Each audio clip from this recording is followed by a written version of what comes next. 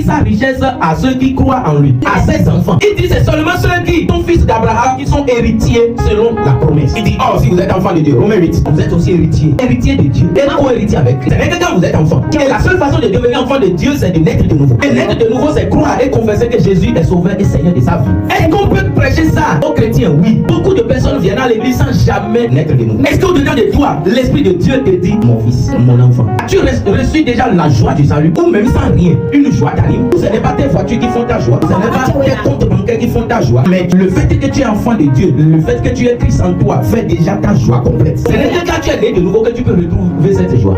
C'est simple. Mais si vous pouvez comprendre. Hier, je méditais quelque chose, ça m'a pris le temps jusqu'à 4 heures. Votre nouvelle naissance. Quand au milieu de tout, vous savez que vous appartenez à Dieu. Vous évoluez avec lui.